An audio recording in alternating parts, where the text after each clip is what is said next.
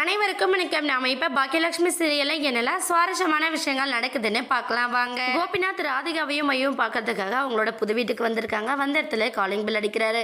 அடிச்சதுமே நம்ம கமலா தான் போயிட்டு ஓப்பன் பண்றாங்க. கோபியை பார்த்த சந்தோஷத்துல மையும் வந்து டேடி அப்படின்னு சொல்லிட்டு ரொம்ப உற்சாகத்தோட எந்திரிக்கிறாங்க. ஆனா நம்ம ராதிகா என்ன பண்றாங்கன்னா, மையு நீ ஒரு நிமிஷம் இங்கே உட்காரு அப்படின்னு சொல்கிறாங்க. உடனே மையும் வேறு வழி இல்லாமல் உட்காந்துடுறாங்க. உடனே கோபி உள்ளே வராரு. உள்ளே வந்ததுமே நம்ம ராதிகா வந்து ஒரு விரக்தியாக பேசுகிற மாதிரி ரொம்ப சைலண்ட்டாக உட்காந்துட்ருக்காங்க. உடனே கோபி போயிட்டு, ராதிகா என்னாச்சு, ஏன் திடீர்னு இப்படி முடிவு எடுத்த, எதுக்காக என்ன அங்கே தனியாக விட்டுட்டு இங்கே வந்த, அதனால என்னோட மனசு எந்த அளவுக்கு வேதனைப்படும் நீ புரிஞ்சுக்கிட்டியா அப்படின்னு சொல்லிட்டு நம்ம கோபிநாத் வந்து கேட்குறாங்க. உடனே நம்ம ராதிகா சட்டுன்னு உட்காந்து இடத்த விட்டு எந்திரிக்கிறாங்க. கோபி, நான் சொல்கிறது உங்களுக்கு புரியுதா இல்லையா? அங்கே இருந்தால் தான் நீங்கள் சந்தோஷமாக இருக்கீங்க, உங்களோட மனசு சுத்தமாக இருக்குது, அதனால தான் நான் உங்களை அங்கே விட்டுட்டு வந்தேன். இங்கே வந்து உங்களை காயப்படுத்தணும் நான் எப்போவுமே நினைக்கல, நீங்கள் அங்கேயே இருங்க அப்படின்னு சொல்லிட்டு நம்ம கோபிக்கு சொல்கிறாங்க. உடனே கோபி வந்து, என்ன ராதிகா ஏன் நீ இப்படி பேசுகிற அப்படின்னு சொல்லிட்டு நம்ம கோபி திரும்ப திரும்ப கேட்குறாங்க. இல்லை கோபி, நீங்கள் இங்கே வர்றது சரி கிடையாது.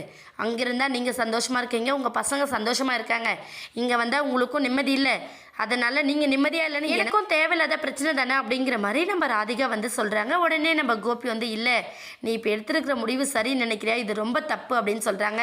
ஆனால் ராதிகா வந்து, இல்லை கோபி நீங்கள் கிளம்புங்க, நீங்கள் இங்கே வர வேண்டாம் அப்படிங்கிற மாதிரி சொல்கிறாங்க.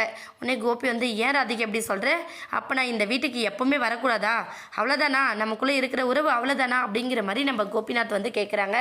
நீங்கள் வராமல் இருந்தால் ரொம்ப எல்லாருக்குமே நல்லதாக இருக்கும், முடிஞ்ச வரை என்னோட வாழ்க்கையிலே நீங்கள் திரும்ப வராதிங்க அப்படின்னு சொல்லிட்டு நம்ம ராதிகா ரொம்ப ஓப்பனாக சொல்லிடுறாங்க.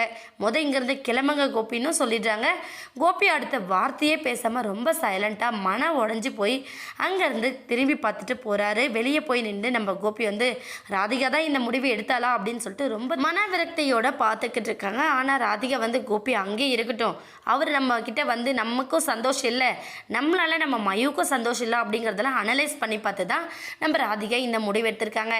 இதுக்கப்புறம் நம்ம கோபிநாத் என்ன பண்ண போறாரு அப்படின்னு வெயிட் பண்ணி பார்க்கலாம். இந்த வீடியோ உங்களுக்கு பிடிச்சிருந்தா மறக்காம நம்ம சேனலை சப்ஸ்கிரைப் பண்ணுங்க. தேங்க்யூ.